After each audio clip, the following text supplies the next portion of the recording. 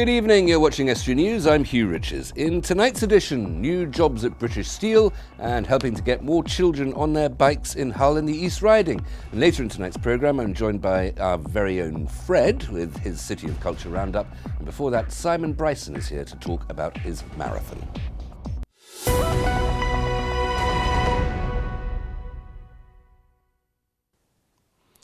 Louth Cattle Market will be refurbished. East Lindsey District Council has agreed to carry out the work after their 55 councillors voted in favour of the refurbishment at a meeting last night.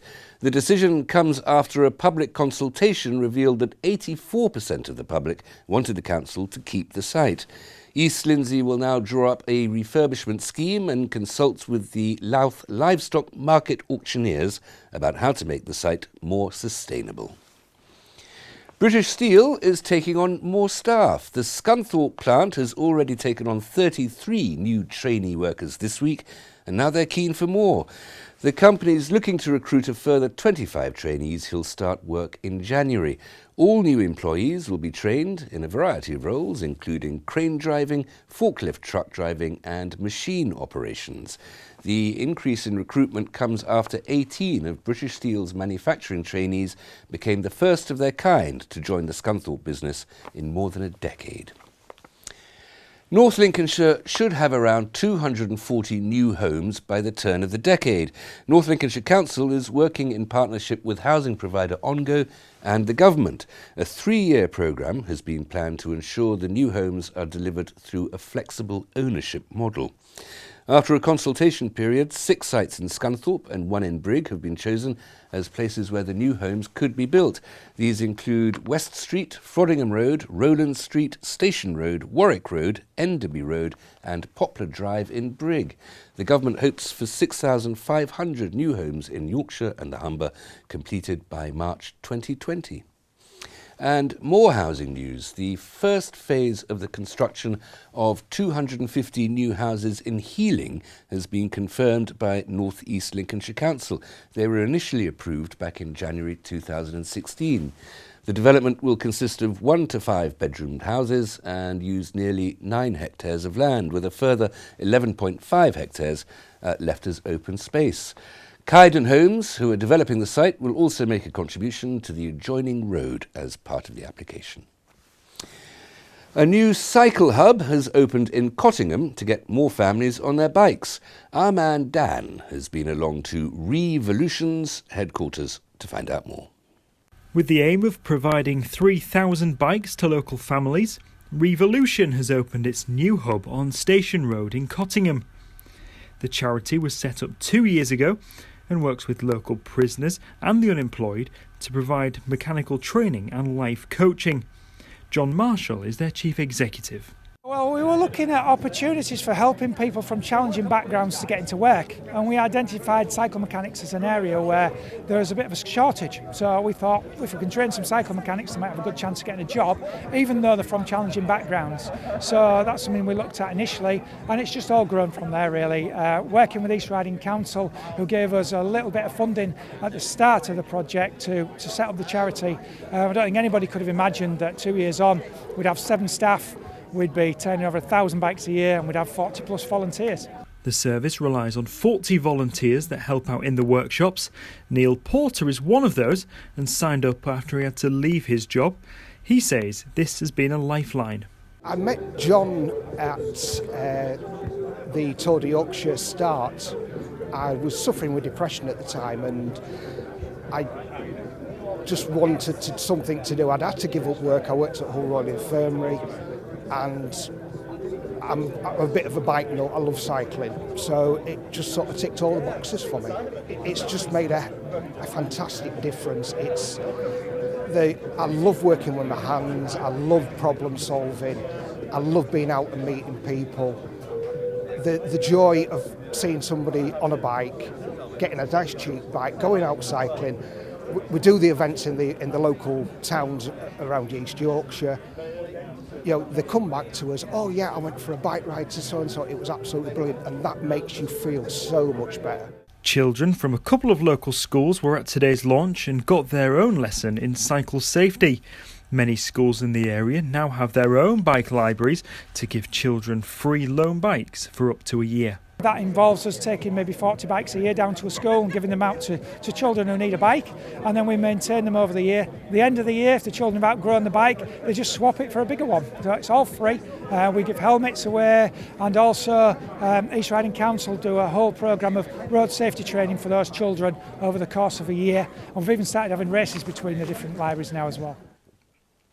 Plans to convert a North Lincolnshire pub into a convenience store have proven controversial with local residents. A fresh application to turn the Royal Oak pub in Barrow upon Humber into a cooperative food store will go before North Lincolnshire Council's planning committee. The Co-op Society had submitted a previous application back in January, which was rejected. Planners will discuss the application next Wednesday on October the 18th. A spokesman for the Co-op says a number of new jobs will be created by the store, which will offer a variety of skills and training programmes. However, speaking to Estuary News back in July, Anne Bolton said such a shop is an unnecessary addition to the village. We already have a convenience store around the corner and lots of other little shops, as you can see, and we just don't feel that it's right for this village. For a start, the pub's in a conservation area right in the middle, and they want to put an aluminium window in, which there are properties around here that have been made to take windows out because they don't comply, and yet they want aluminium in a conservation area.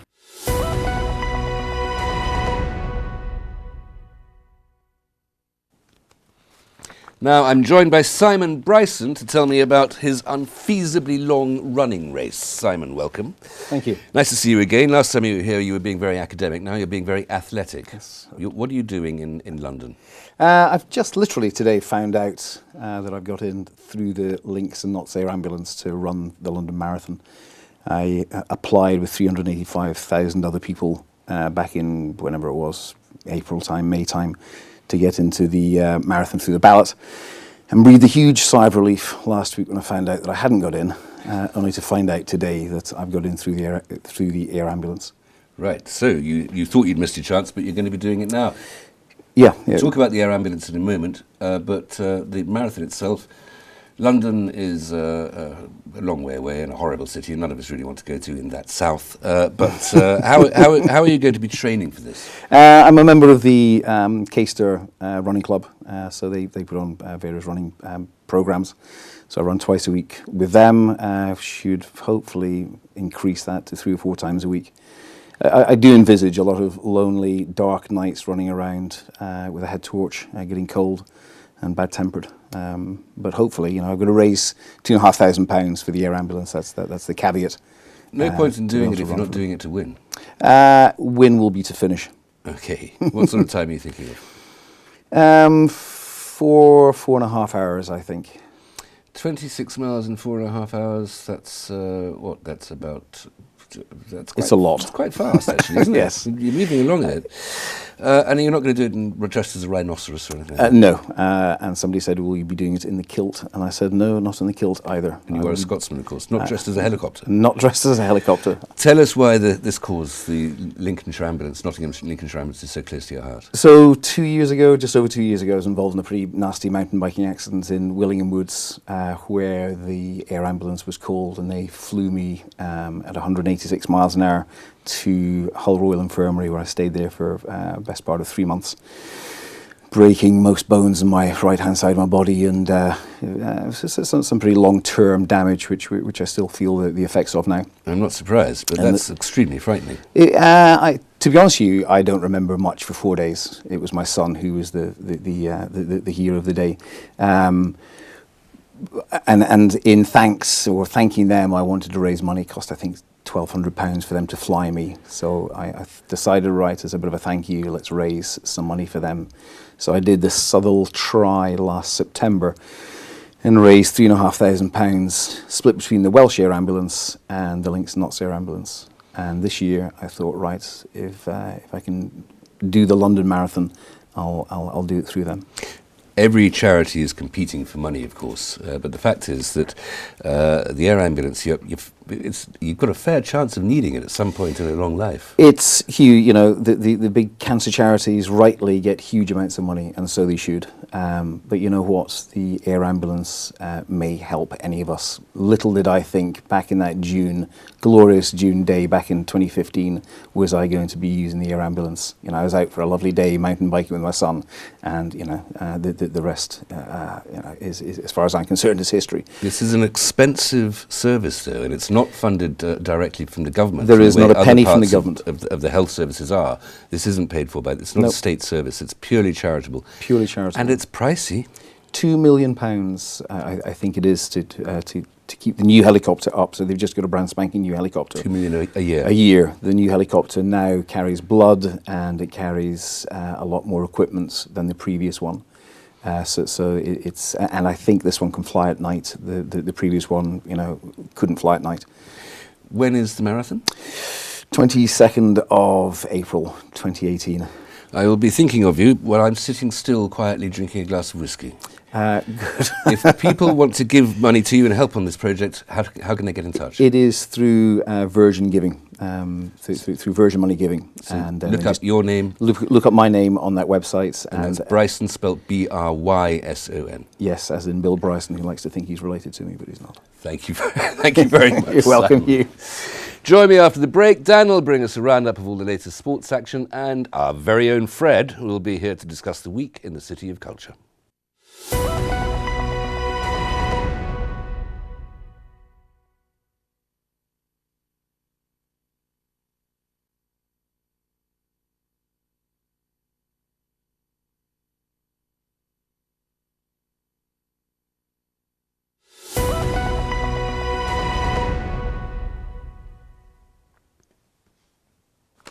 Welcome back. You're watching Estuary News. Still to come tonight, Dan brings us a roundup of all the latest sporting action, and I'll be talking to Fred about culture in Hull.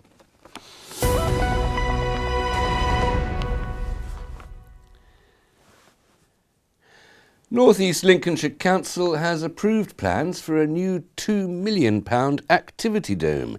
The centre will be produced by Extreme Bounce Revolution, and it'll consist of trampolines and battle beams, all aimed at a family market. The centre will be built on land adjacent, that is next to the Premier Inn in Cleethorpes, and it's set to create about 80 jobs. The council describes the forthcoming centre as a very impressive, unique and fun asset for the resort.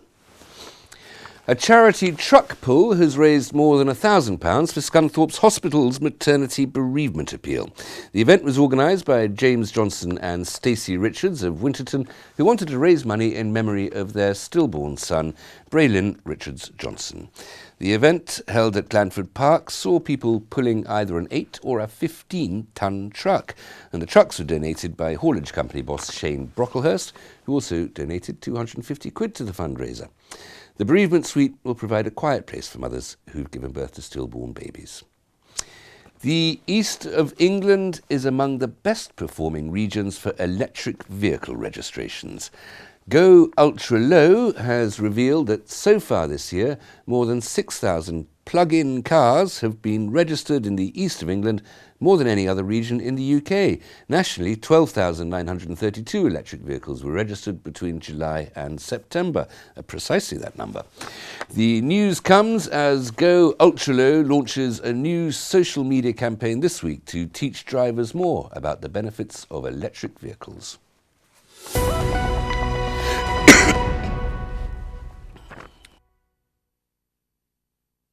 Now, I'm joined by our very own Fred to tell us about this week in Hull, the City of Culture.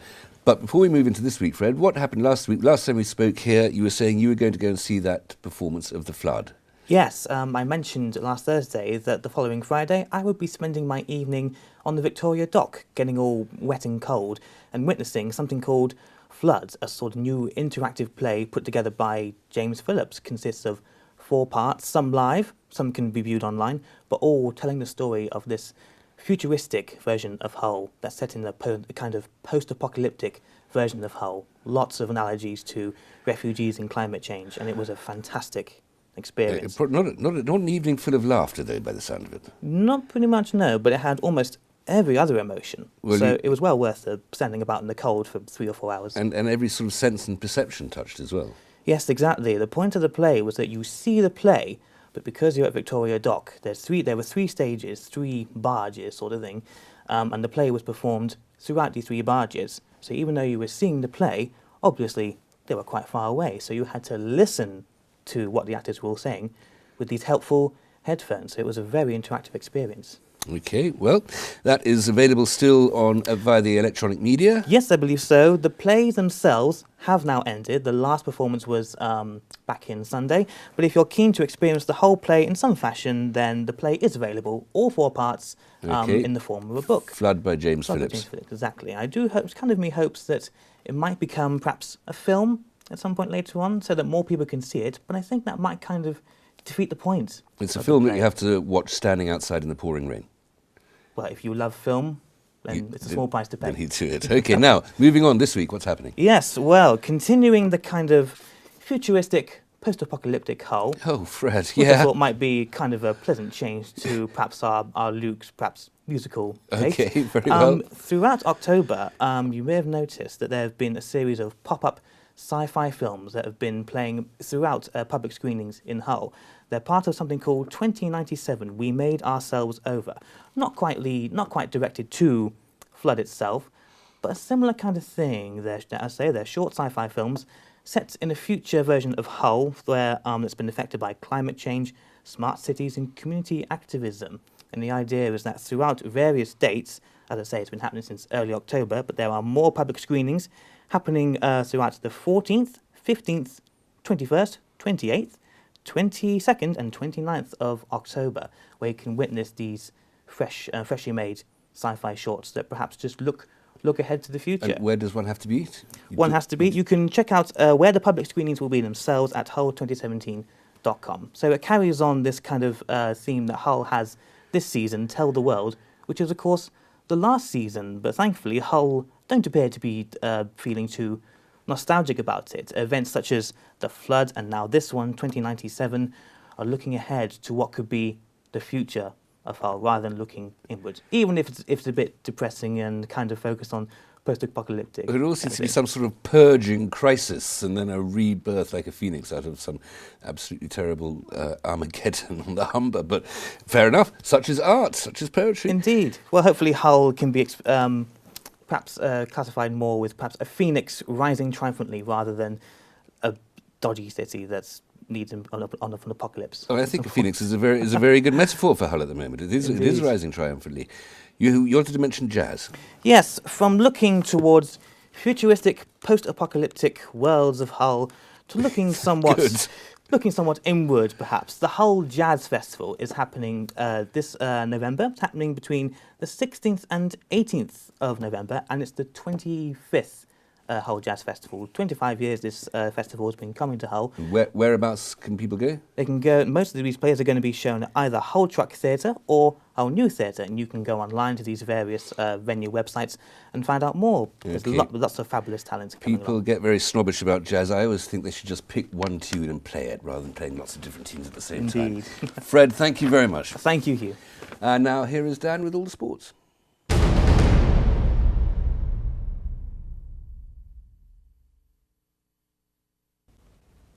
We'll start with Grimsby Town, and they have no fresh injury concern ahead of Saturday's game against Crawley, with only Sean McAllister not in training at the moment.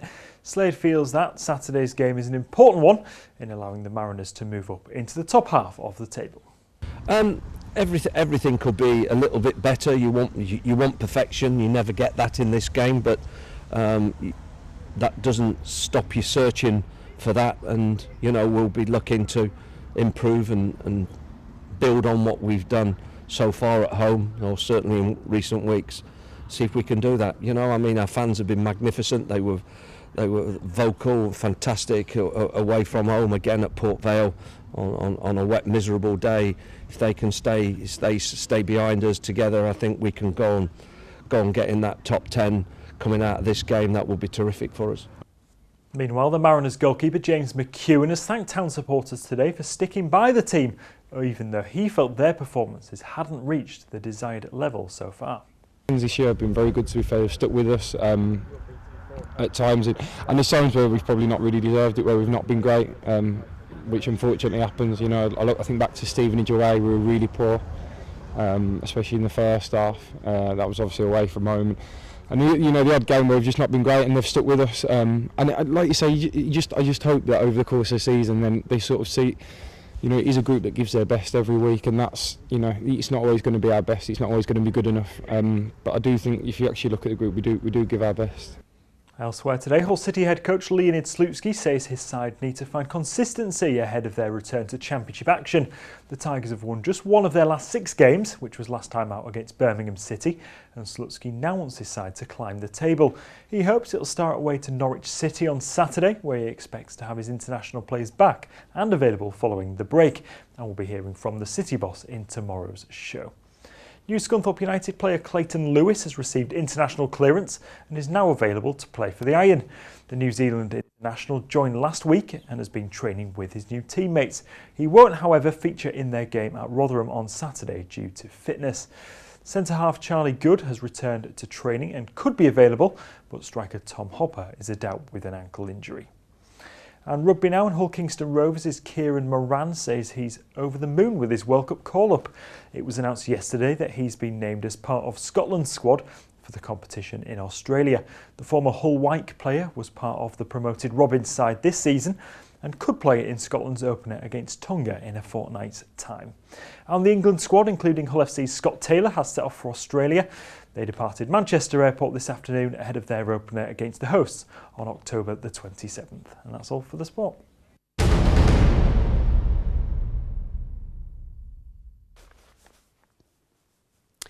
Thanks very much, Dan, and my thanks to Fred. There is lots of cheerful stuff going on in Hull as well, and not all of it's jazz.